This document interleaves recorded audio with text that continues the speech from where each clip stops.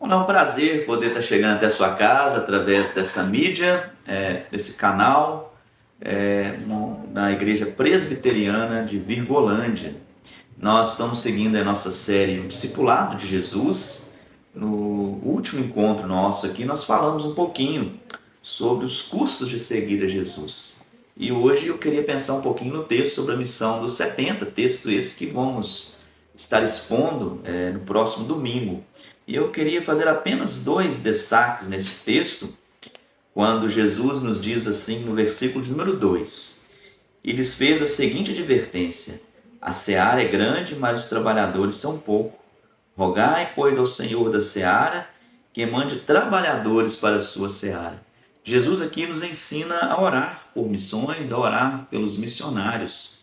Eu queria convidar você na sua casa, nessa semana, no decorrer do tempo que você puder, ouvir essa mensagem, ore pelos missionários, ore pelos pastores espalhados pelo Brasil, aqueles que pregam fielmente a palavra do Senhor.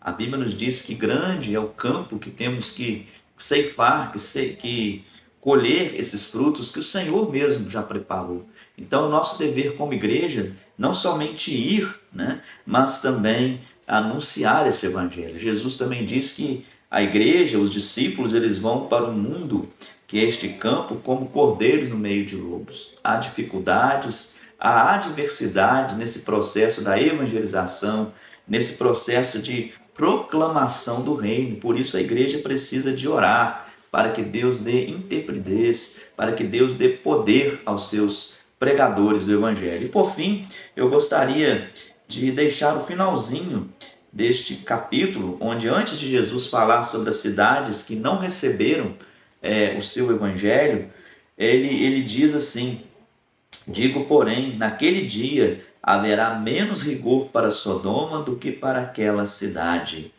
Jesus diz que aqueles que não aceitam o evangelho, que não recebem o evangelho de Jesus, haverá também juízo para eles. A palavra de Deus, ela ou salva ou condena. Paulo vai dizer aos Coríntios que são aqueles que são salvos pela loucura da pregação, porque a palavra de Deus, a cruz de Cristo, ela tanto salva como também ela condena o homem. E eu gostaria que para você esta palavra ela possa ser uma palavra de salvação.